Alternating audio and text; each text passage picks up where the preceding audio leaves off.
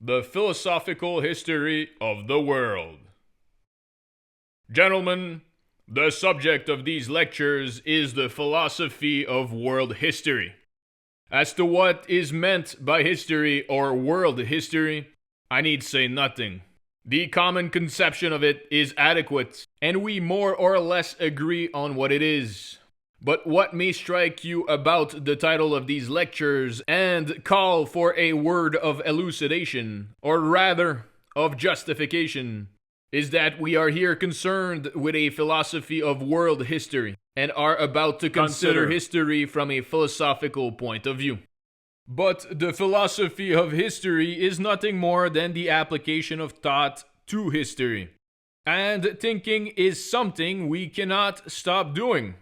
For man is a thinking being, and it is this which distinguishes him from animals. All that is truly human, as distinct from animal, feeling, knowledge, and cognition, contains an element of thought, and this applies to all historical studies.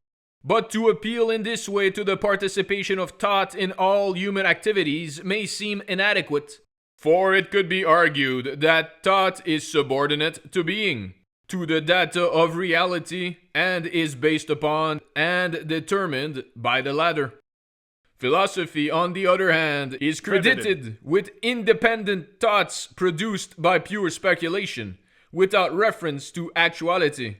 Speculation, it might further be contended, approaches history as something to be manipulated, and does not leave it as it is, but forces it to conform to its preconceived notions and constructs a history a priori. History, however, is concerned with what actually happened. Its methods would therefore seem completely at variance with the essentially self-determining activity of conceptual thought. It is, of course, possible to present events in such a way that we can imagine they are taking place directly before our eyes. Even then, however, the links between the events must be taken into account. In other words, our procedure must be pragmatic, for we have to discover the causes and reasons behind the events.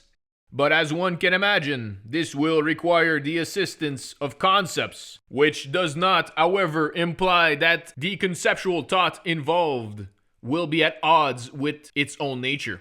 Nevertheless, in a procedure of this kind, the events will always remain basic, and the activity of the concept will be limited to the formal and general aspects of the factual material, i.e., to rules, fundamentals, and principles. It is generally accepted that logical thinking is required for all such deductions from history. Their justification, however, must come from the world of experience. But what philosophy understands by conceptual thinking is something quite different. In this case, comprehension is the activity of the concept itself, and not a conflict between a material and a form of separate origin. An alliance of disparates, such as is found in pragmatic history, is not sufficient for the purposes of conceptual thinking as practiced in philosophy. For the latter derives its content and material essentially from within itself. In this respect, therefore, despite the alleged links between the two, the original dichotomy remains. The historical event stands opposed to the independent concept. But even if we disregard philosophy, the same relationship emerges in the study of history itself as soon as we look at it from a higher vantage point. For on the one hand, we have in history ingredients and higher determinants which are remote from the conceptual world, i.e., all kinds of human arbitrariness and external necessity. On the other hand, we set up against this the idea of a higher necessity, an eternal justice and love, the absolute and ultimate end, which is truth in and for itself. In contrast to natural being, this second opposite pole is based on abstract elements, on the freedom and necessity of the concept. This opposition contains many interesting features. It comes to our notice once again in the idea of world history. Our present aim is to show how it is resolved in and for itself in the world historical process. The sole end of history is to comprehend clearly what is and what has been, the events and deeds of the past. It gains in veracity the more strictly it confines itself to what is given. And although this is not so immediately evident, but in fact requires many kinds of investigations in which thought also plays a part, the more exclusively it seeks to discover what actually happened. This aim seems to contradict the function of philosophy. And it is this contradiction and the accusation that philosophy imports its own ideas into history and manipulates it accordingly that I wish to discuss in the introduction of these lectures. In other words, we must first obtain a general definition of the philosophy of world history and then consider its immediate implications. As a result, the relationship between thought and the events should automatically appear in the correct light.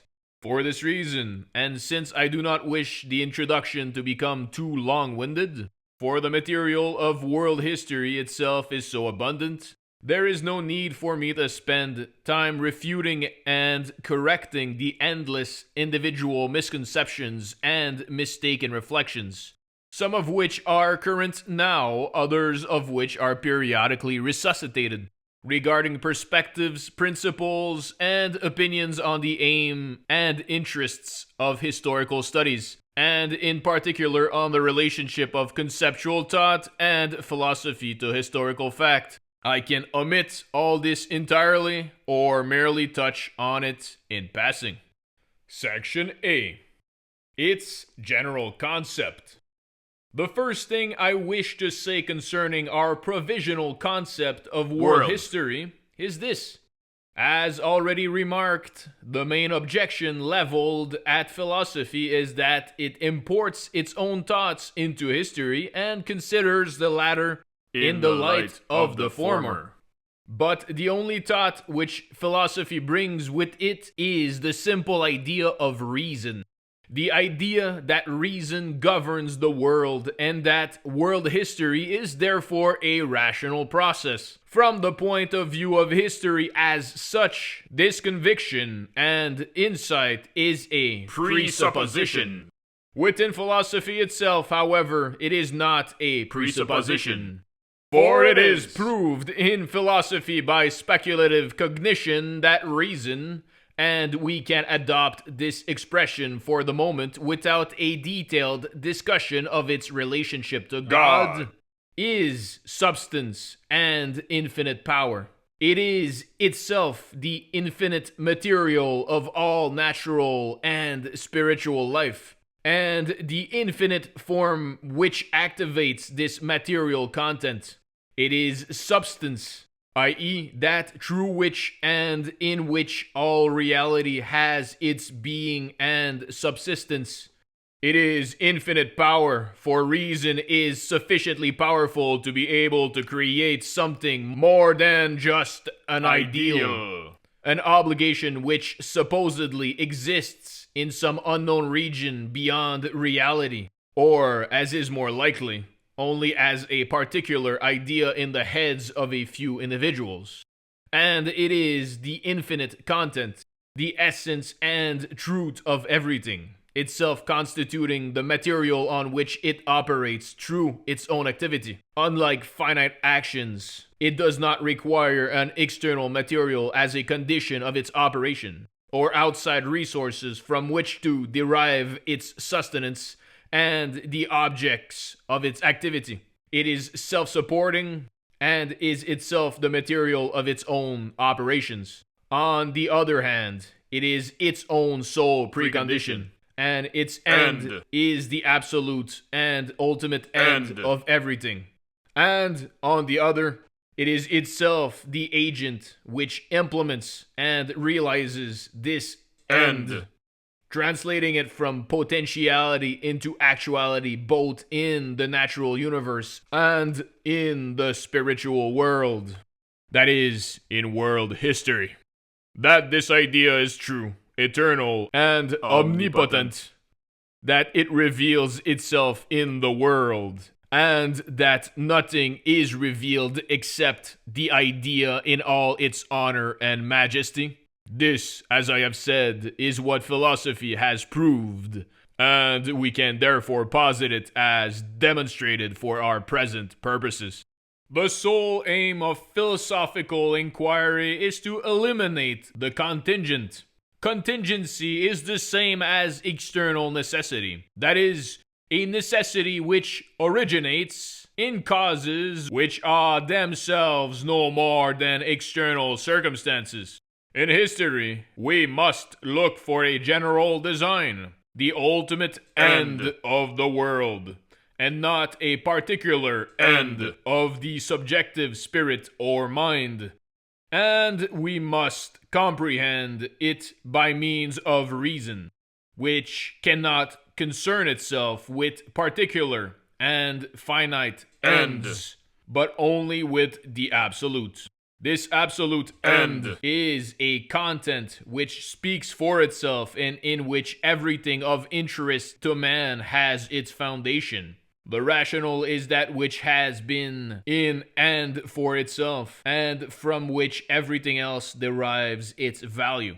It assumes varying shapes, but in none of them it is more obviously an end than in that whereby the spirit explicates and manifests itself in the endlessly varying forms which we call nations.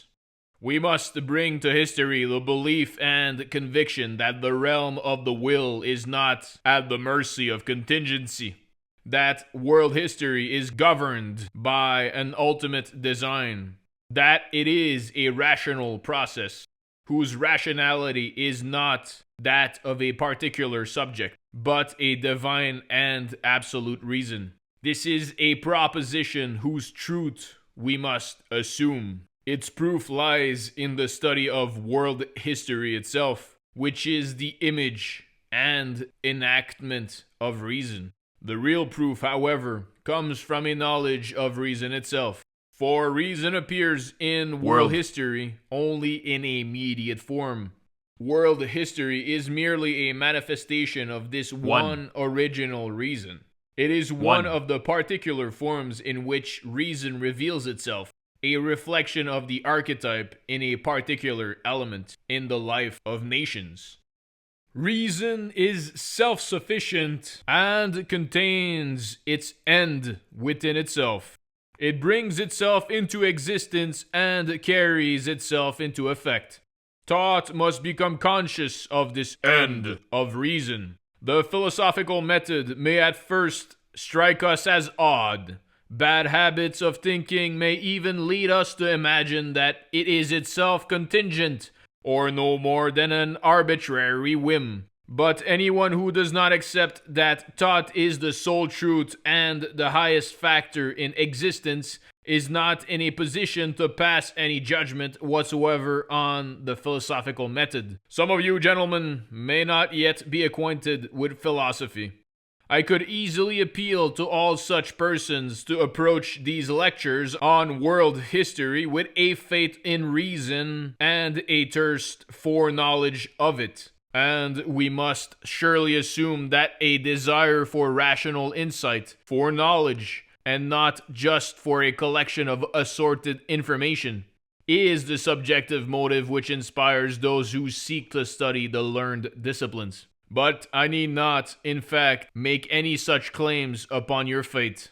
These provisional remarks and the observations I shall subsequently add to them are not, even within our own discipline, to be regarded simply as prior assumptions, but as a preliminary survey of the whole, as the result of the ensuing inquiry.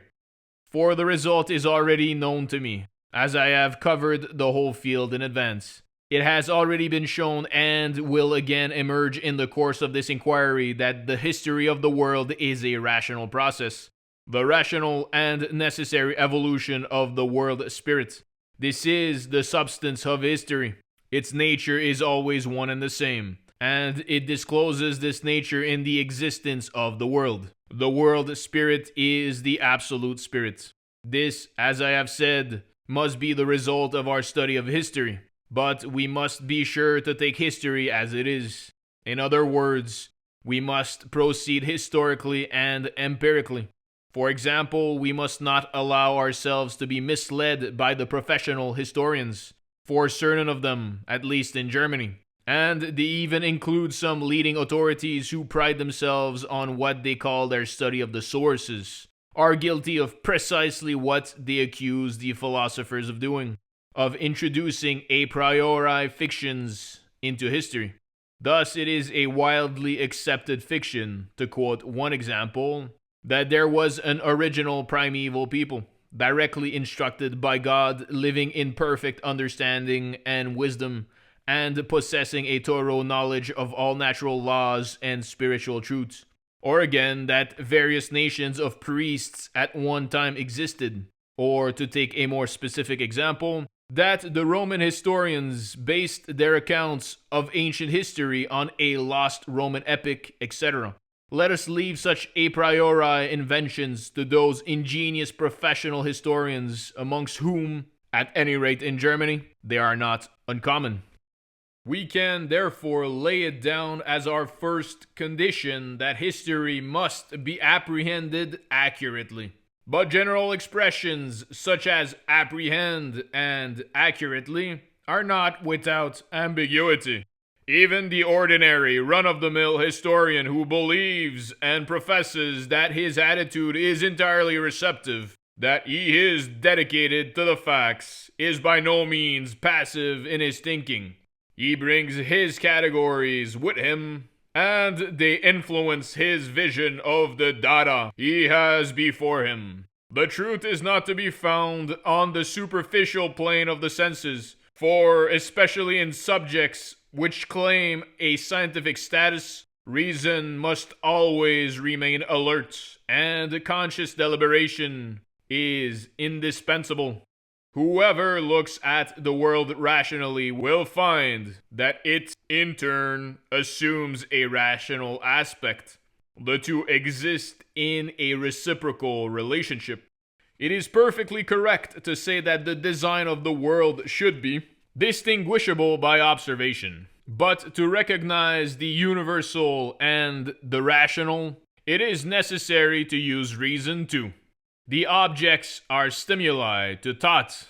Otherwise, we find that the world takes on an aspect corresponding to the way in which we look at it.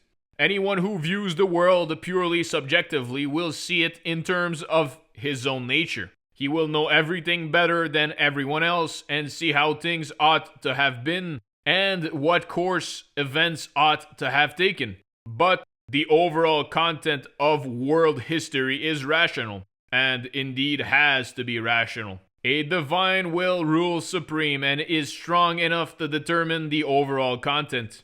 Our aim must be to discern this substance, and to do so, we must bring with us a rational consciousness. Physical perception and a finite understanding are not enough. We must see with the eye of the concept, the eye of reason, which penetrates the surface and finds its way through the complex and confusing turmoil of events. Yet people say that this approach to history is an a priori procedure, and intrinsically wrong. Whether they do so or not is a matter of indifference to philosophy. In order to perceive the substance, we must apply our own reason to it. This does not mean, however, that one-sided reflections are admissible, for they distort history and arise out of mistaken subjective opinions.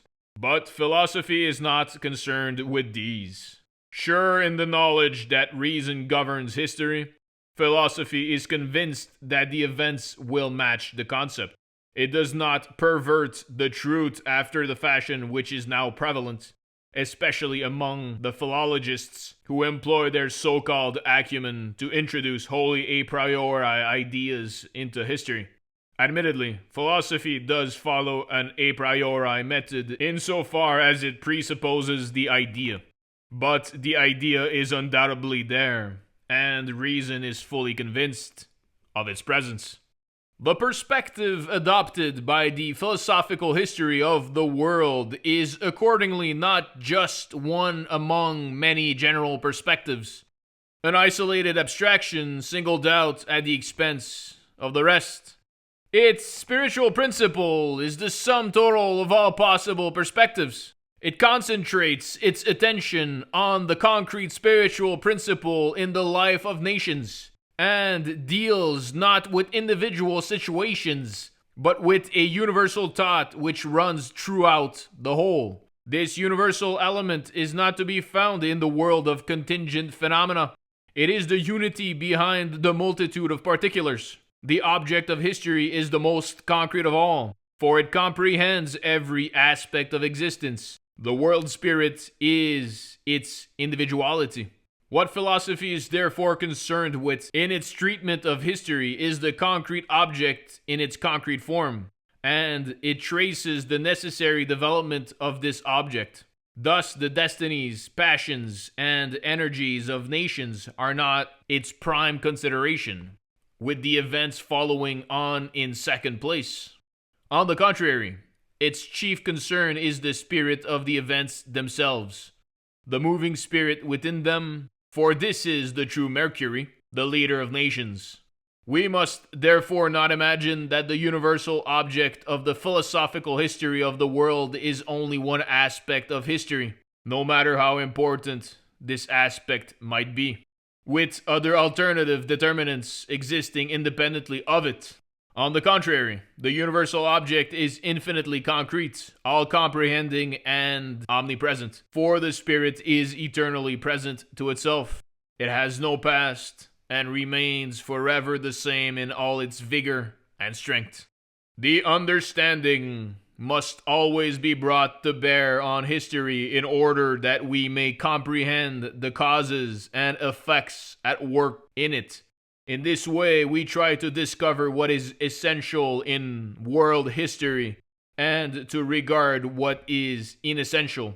The understanding brings out everything that is important and inherently significant. Its criteria of the essential and the inessential will vary according to the end it is pursuing in its examination of history, and the ends it sets itself can also vary enormously. Whenever a particular aim is chosen, further considerations at once present themselves, and we are compelled to distinguish between principal and secondary aims. Accordingly, when we are comparing the facts of history with the ends of the spirit, we will ignore everything which might otherwise be of interest and stick to the essentials. Thus, the historical content which presents itself to reason is not simply equivalent to the entire events of the past. Some ends are of essential interest to the intellect, and others to the emotions, so that we can be moved to sorrow, admiration, or joy when we read about them. But it is not our business to discuss the various types of reflection, attitudes, and judgments, not even the ways of distinguishing the important from the unimportant, and these are the most obvious categories, or of deciding what to emphasize most in the unlimited material at our disposal.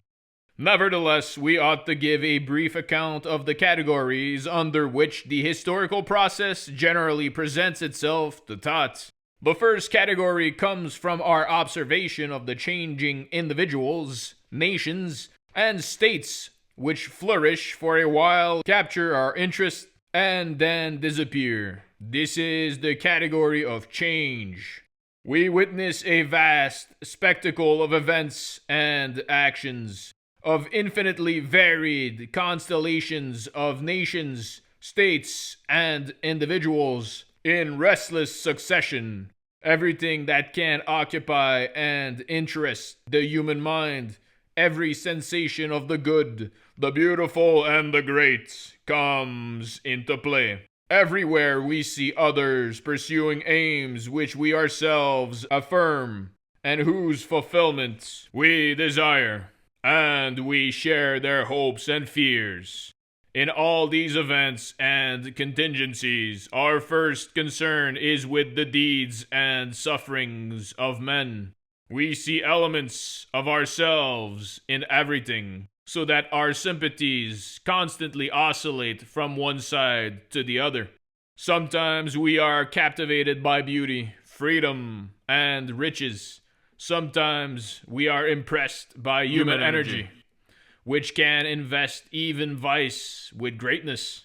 Sometimes we see the accumulated weight of a popular cause lose its impetus and finally disintegrate, to be sacrificed to an infinite complex of minor exigencies. Sometimes we see how a huge expenditure of effort can produce only a trifling result, or conversely, how an apparently insignificant thing can have momentous consequences. Everywhere we see a motley confusion which draws us into interests, and when one thing disappears, another at once takes its place. The negative aspect of the idea of change moves us to sadness. It oppresses us to think that the richest forms and the finest manifestations of life must perish in history, and that we walk amidst the ruins of excellence.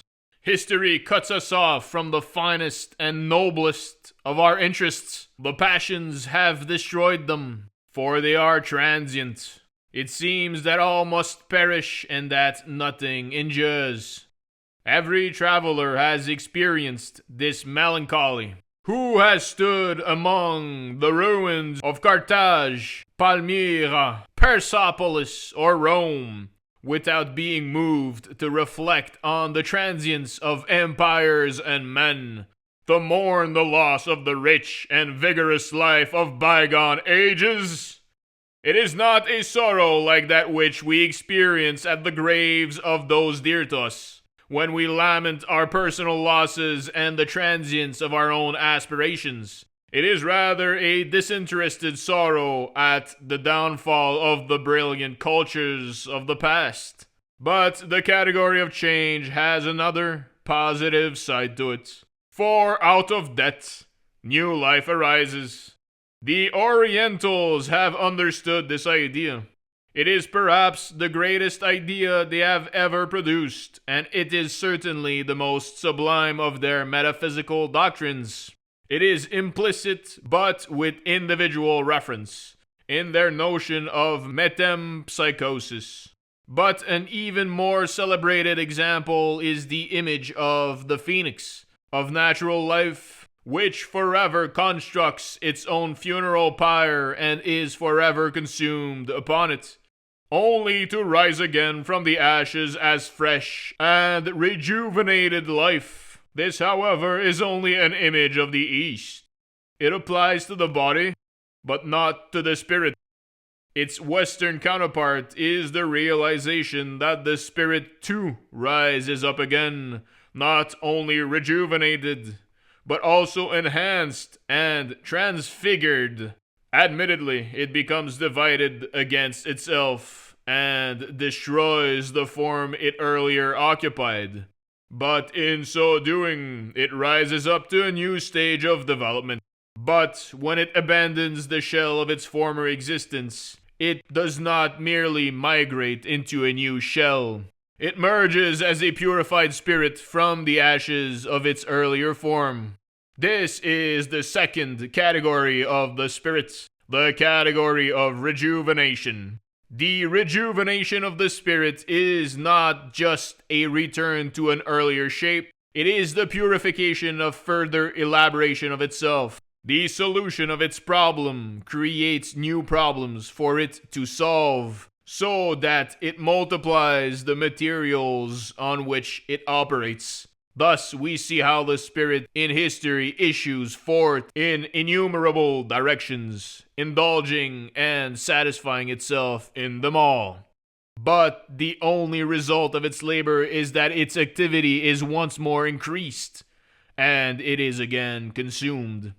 Each of the creations in which it found temporary satisfaction presents itself in turn as a new material, challenging the spirit to develop it further still. The forms it produced become the material on which it labors to raise itself up to new forms. It manifests all its powers in every possible way.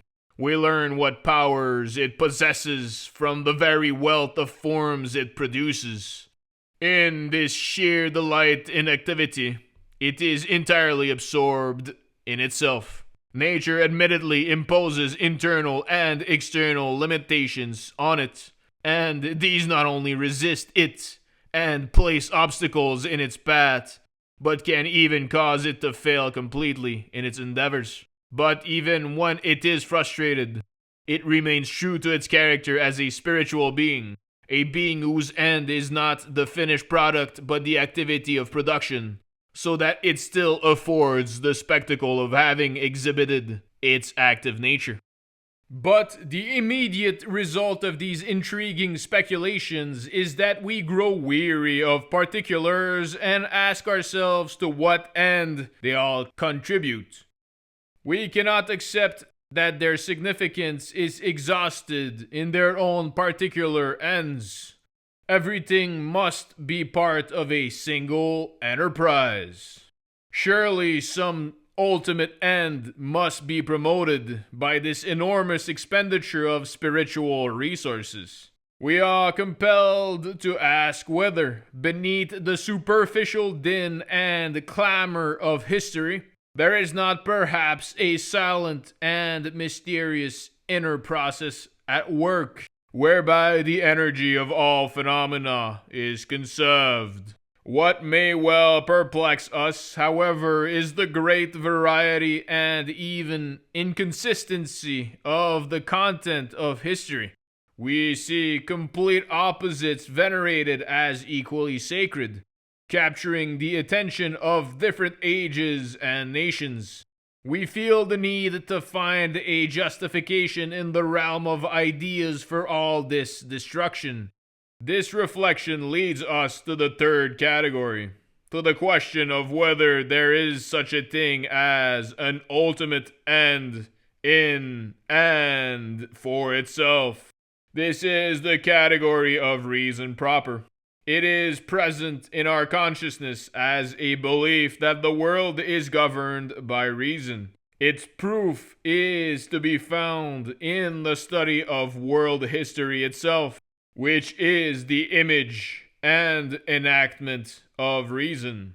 I only wish to mention 2 points concerning the general conviction that reason has ruled and continues to rule the world and hence also world history. For these should give us an opportunity to examine more closely the main difficulty which confronts us and to touch provisionally on matters which will have to be discussed later. The first point is as follows.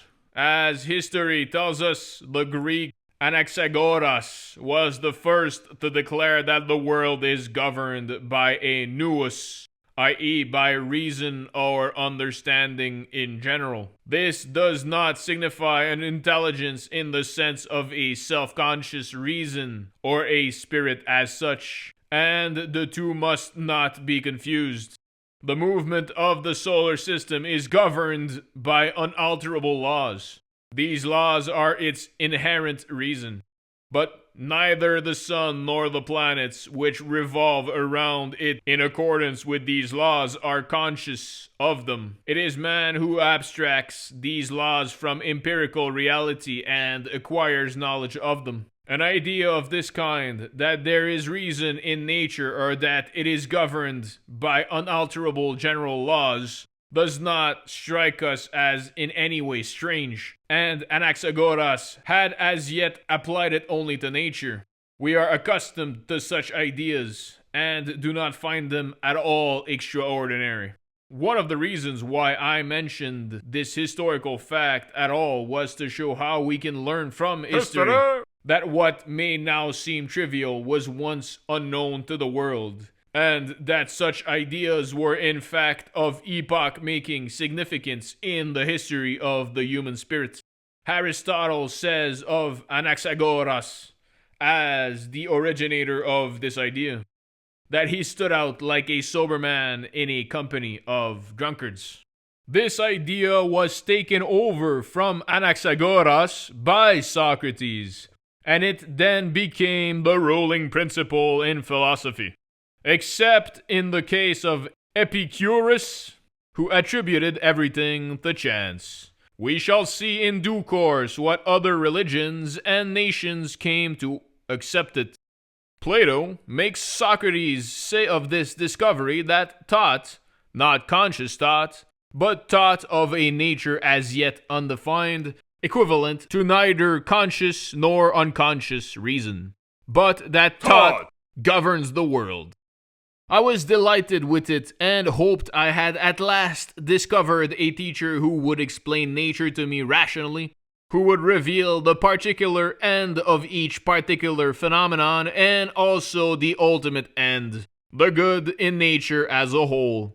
It was a hope which I was not at all eager to relinquish. But how very disappointed I was, Socrates continues, when I turned, full of anticipation, to the writings of Anaxagoras himself. I discovered that, instead of reason, he dealt only with external causes such as air, ether, water, and the like. It is evident from this that what Socrates took exception to was not Anaxagoras' principle as such, but his failure to apply it adequately to concrete nature, and to interpret nature in the light of the principle. For this principle was never anything more than an abstraction, or more precisely, nature was not presented as a development of the principle, as an organization produced by it with reason as its cause. I wish from the outset to emphasize this distinction between a definition, principle, or truth, which remains abstract, and one whose specific determination and concrete development are also explained. This distinction is to be found throughout our subject, and one of the principal occasions on which we shall encounter it will be at the end of our survey of the world history when we come to examine the political situation in recent times. Another of the main reasons why I've cited this earliest instance of the idea that reason rules the world and discussed its inadequacy is because it has also been applied more fully to another subject, with which we are all familiar and of whose truth we are personally convinced.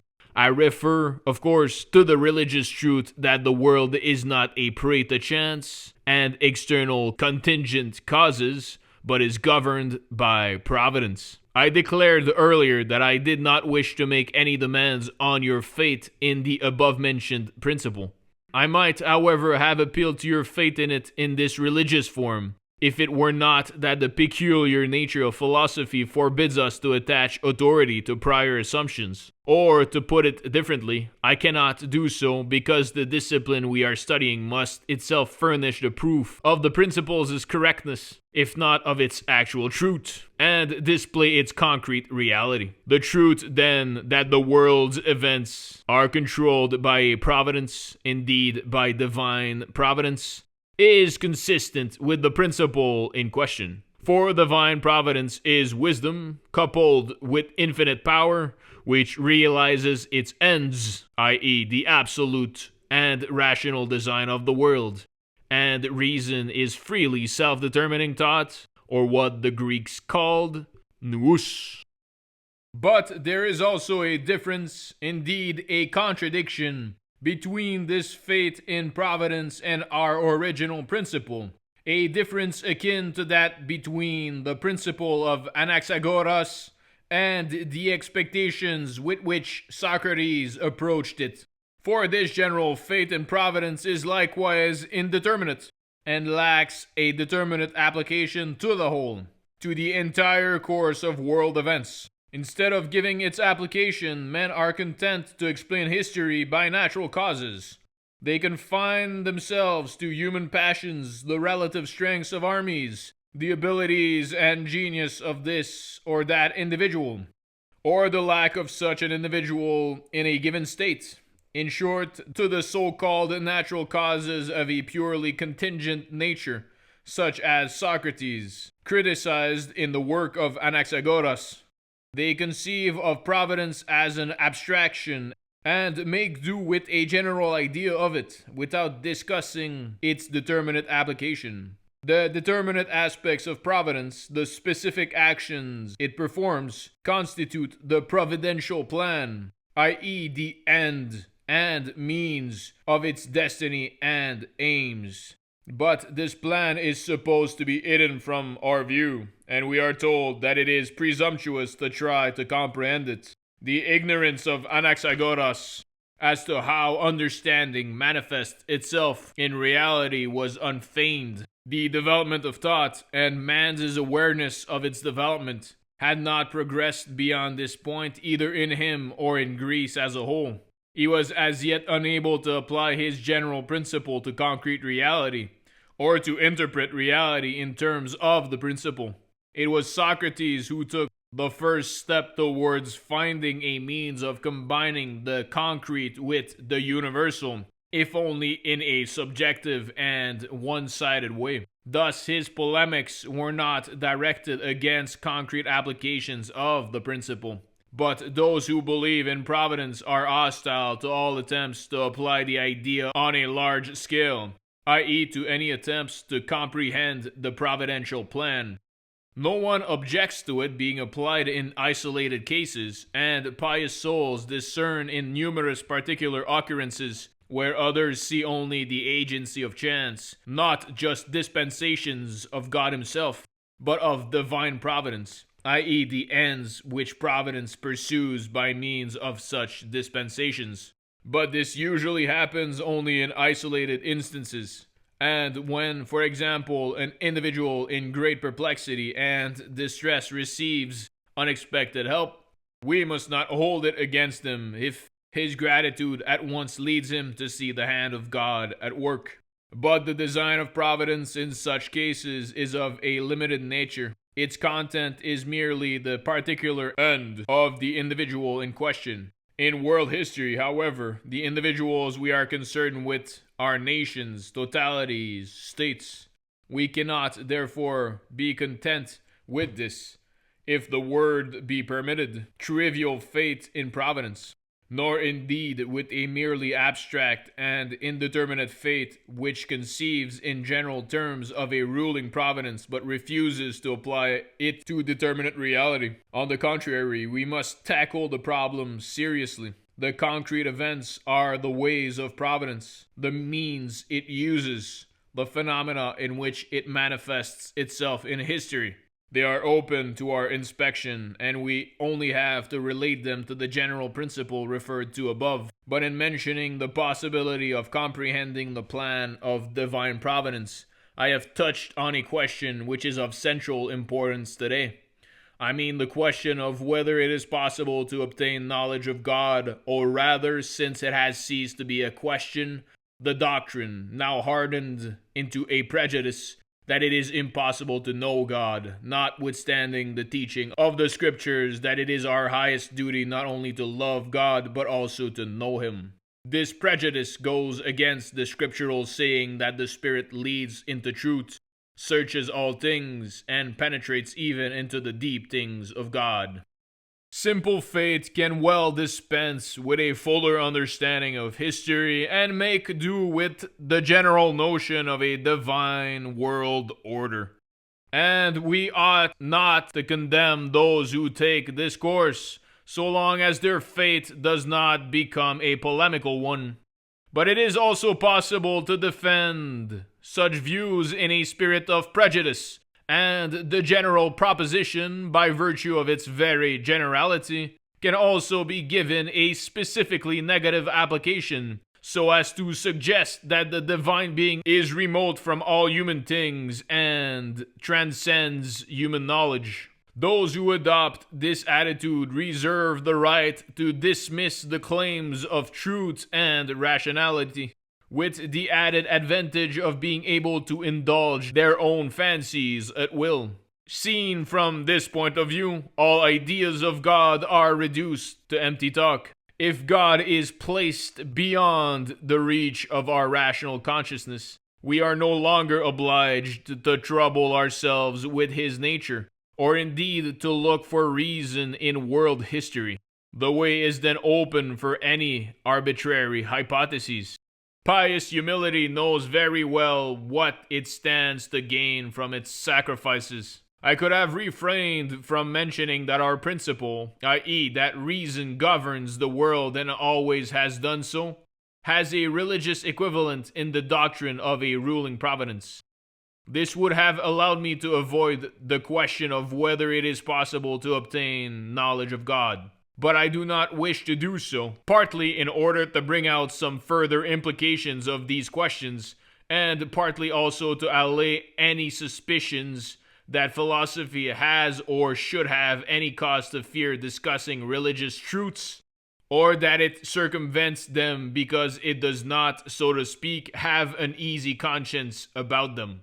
On the contrary, we have recently reached the point where philosophy has had to defend the content of religion against certain kinds of theology. As I have said, we are often told that it is presumptuous to try to fathom the plan of providence. This is a direct consequence of the idea, which has now become an almost universally accepted axiom, that it is impossible to obtain knowledge of God. And when theology itself is in so desperate a position, we must take refuge in philosophy if we wish to learn anything about God. Certainly, reason is often accused of arrogance in presuming to attain such knowledge. But it would be more accurate to say that true humility consists precisely in recognizing and revering God in everything, especially in the theater of world history. Furthermore, the traditional view that God's wisdom is manifest in nature has not yet been altogether abandoned. It was indeed fashionable at one time to admire the wisdom of God as manifested in animals and plants. But to marvel at human destinies or products of nature is already an indication that we have some knowledge of God. If we admit that providence reveals itself in such objects and materials, why should we not do the same in world history? Is it because history seems too vast a subject? It is certainly customary to conceive of providence as taking a hand only in minor matters, to picture it as a wealthy benefactor who distributes alms among men and furthers their ends. But it is a mistake to think that the material of world history is too vast for providence to cope with it. For the divine wisdom is one and the same in great things and in small. It is the same in plants and insects as in the destinies of entire nations and empires, and we must not imagine that God is not powerful enough to apply his wisdom to things of great moment. To believe that God's wisdom is not active in everything is to show humility towards the material rather than towards the divine wisdom itself. Besides, nature is a theater of secondary importance compared with that of world history. Nature is a field in which the divine idea operates in a non-conceptual medium. The spiritual sphere is its proper province, and it is here above all that it ought to be visible. Armed with the concept of reason, we need not fear coming to grips with any subject whatsoever. The contention that we should not attempt to know God in fact requires closer examination than is possible within the scope of these lectures. But since this matter has so close a bearing upon our present aim, it is essential that we should consider at least the general perspectives involved. Thus, if knowledge of God is impossible, the only thing left for the mind to occupy itself with is the non-divine, the limited, the finite. Of course, it is necessary for man to occupy himself with finite things, but there is also a higher necessity which requires that there should be a Sabbath in his existence, a time when he can rise above his daily labors to occupy his mind consciously with truth. If the name of God is to be more than an empty word, we must consider God as benevolent, or at least as in some way communicative. In the earlier phases of Greek thought, God was seen as subject to envy, and there was much talk of the envy of the gods. It was said that the divinity is hostile to greatness, and that it is the mission of the gods to humble the great. Aristotle says, however, that poets are much given to lying, for envy cannot be an attribute of God. And if we were to maintain in turn that God does not reveal himself at all, this would amount to an allegation that he is envious. But God cannot lose anything by communication any more than a light can be diminished when a second one is lit from it. It is often said that God does reveal himself, but only in nature on the one hand, and in the heart, in the feelings of man on the other. We are usually told nowadays that this is the point at which we must draw halt. For God is present only to our immediate consciousness or intuition. Intuition and emotion, however, are both unreflecting forms of consciousness, and we must insist in reply to such arguments that man is a thinking being, for it is thought which distinguishes him from the animals. He behaves as a thinking being even when he is himself unaware of it. When God reveals himself to man, he reveals himself essentially through man's rational faculties. If he revealed himself essentially through the emotions, this would imply that he regarded man as no better than the animals, who do not possess the power of reflection. Yet we do not attribute religion to the animals. In fact, man only possesses religion because he is not an animal but a thinking being. It is trivial commonplace that man is distinguished from the animals by his ability to think, yet this is something which is often forgotten. God is the eternal being in and for himself, and the universal in and for itself is an object of thought, not of feeling. It is true that all spiritual things, all data of the consciousness, all products and objects of thought, and above all religion and morality, must also come to us through the medium of feeling, and indeed primarily through this medium. Feeling, however, is not the source from which they are derived, but only the form which they assume in man. And it is the basest form they can assume, a form which man shares in common with the animals. All substantial things must be able to assume the form of emotion, yet they can also assume a higher and worthier form. But to insist on translating all morality and truth and every spiritual substance into feeling, and to endeavor to preserve them in this form is tantamount to saying that their proper form is the animal one, although the latter is in fact incapable of comprehending their spiritual content. Feeling is the lowest form which any such content can assume, for its presence in feeling can only be minimal. So long as it retains this form, it remains inchoate and completely indeterminate. The content of our feelings remains entirely subjective and is only subjectively present to us. To say I feel such and such is to shut oneself up within oneself. Everyone else is equally entitled to say, but I feel differently, and then all common ground is lost. In purely particular matters, feelings are perfectly justified, but to maintain that a given content is present in the feelings of everyone is to contradict the emotional point of view one has adopted, the point of view of personal subjectivity. As soon as the emotions have a content, everyone is placed in a position of subjectivity. And if one person should choose to say unpleasant things about another, who has acted only on his feelings, the second is entitled to say the same of the first, and both would be equally justified, from their own point of view, in taking offense. If one man says that he has religious emotions, and another says he cannot feel God, they are both right. If the divine content, i.e., the revelation of God, the relationship between man and God, and the being of God for mankind, is reduced in this way to mere emotion, it is thereby confined to the level of individual subjectivity, of arbitrariness, of random inclinations. In fact, this has been a convenient way of getting round the problem of the truth which exists in and for itself. If I rely only on my emotions, which are indeterminate, and have no knowledge of God and His nature, I have nothing to guide me except random inclinations. The finite alone has validity and is the dominant power. And if I know nothing whatsoever of God, there cannot be any serious talk about the limits of such knowledge either. The truth is inherently universal, essential, and substantial, and as such, it exists solely in thought and for thought.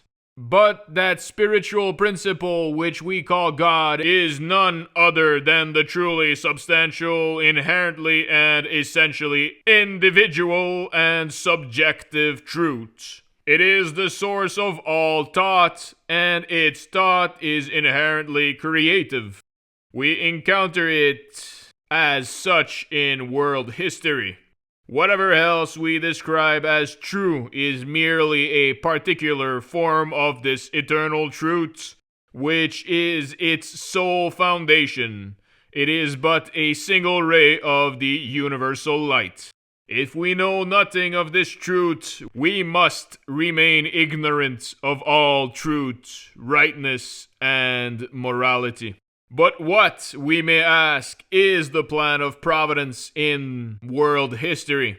Has the time come for us to understand it? I shall confine myself for the present to the following general remarks. God has revealed himself through the Christian religion.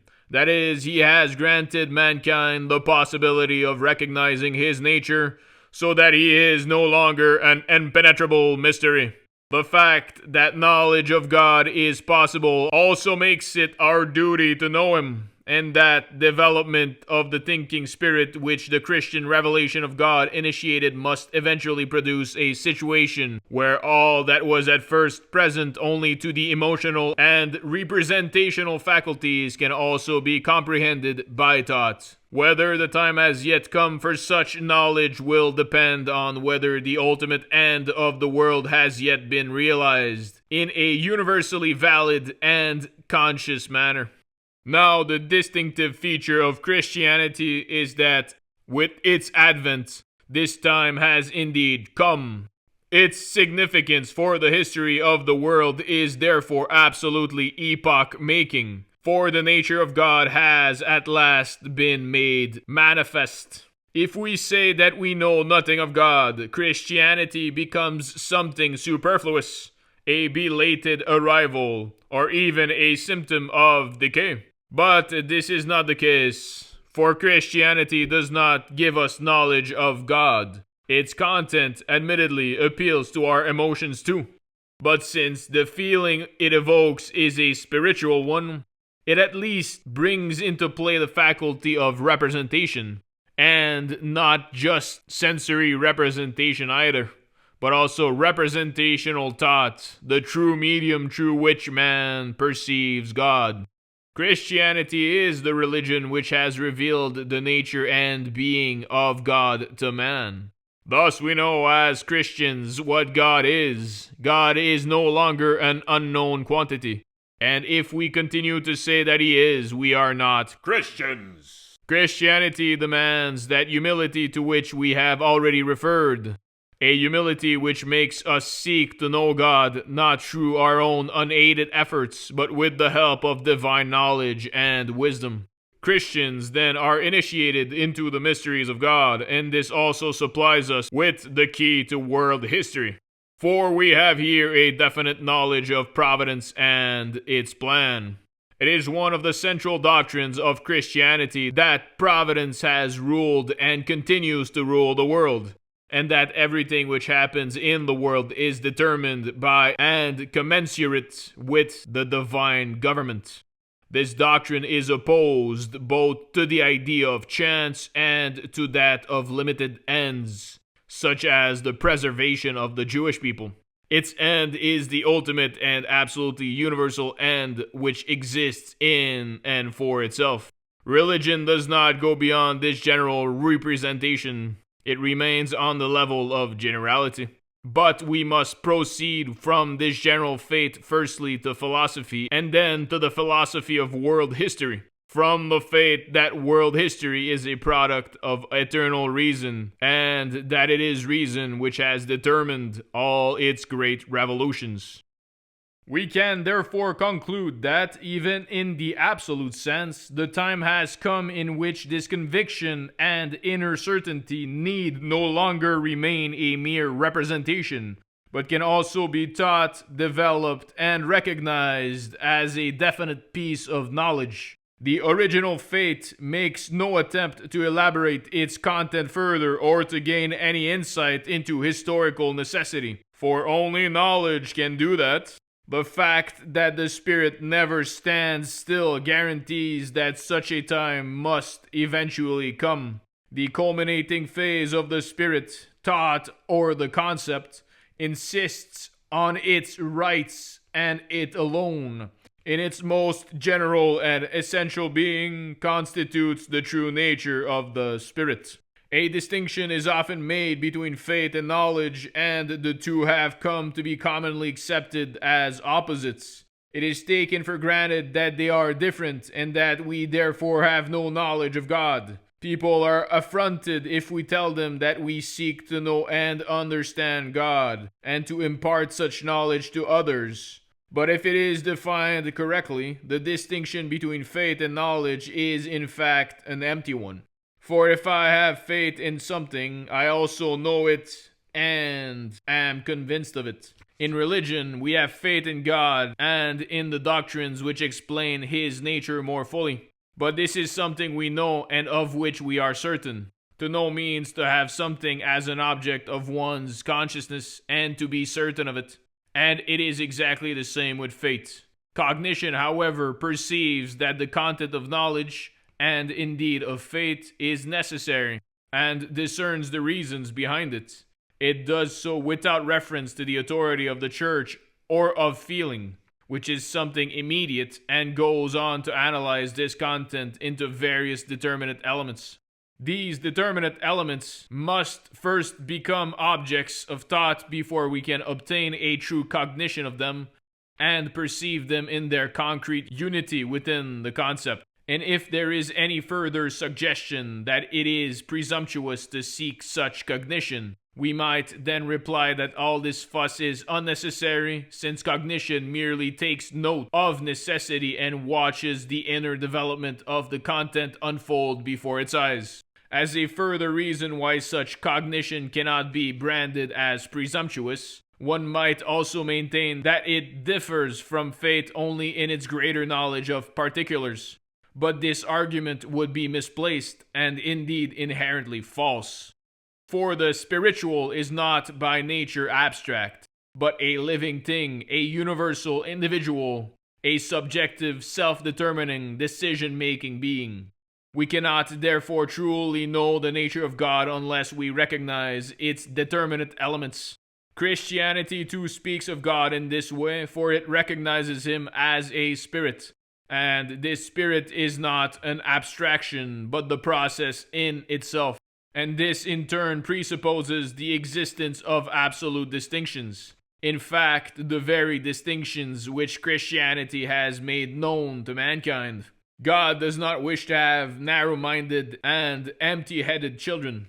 On the contrary, He demands that we should know Him. He wishes His children to be poor in spirit but rich in knowledge of Him, and to set the highest value on acquiring knowledge of God. History is the unfolding of God's nature in a particular determinate element, so that only a determinate form of knowledge is possible and appropriate to it. The time has now surely come for us to comprehend even so rich a product of creative reason as world history. The aim of human cognition is to understand that the intentions of eternal wisdom are accomplished not only in the natural world, but also in the realm of the spirit, which is actively present in the world. From this point of view, our investigation can be seen as a theodicy, a justification of the ways of God, such as Leibniz attempted in his own metaphysical manner, but using categories which were as yet abstract and indeterminate. It should enable us to comprehend all the ills of the world, including the existence of evil, so that the thinking spirit may be reconciled with the negative aspects of its existence. And it is in world history that we encounter the sum total of concrete evil. Indeed, there is no department of knowledge in which such a reconciliation is more urgently required than in world history. And we shall accordingly pause for a moment to consider this question further. A reconciliation of the kind just described can only be achieved through a knowledge of the affirmative side of history, in which the negative is reduced to a subordinate position and transcended altogether. In other words, we must first of all know what the ultimate design of the world really is, and secondly, we must see that this design has been realized and that evil has not been able to maintain a position of equality beside it. In order to justify the course of history, we must try to understand the role of evil in the light of the absolute sovereignty of reason.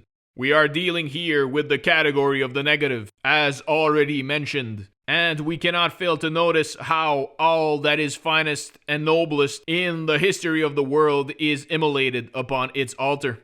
Reason cannot stop to consider the injuries sustained by single individuals, for particular ends are submerged in the universal end. In the rise and fall of all things, it discerns an enterprise at which the entire human race has labored.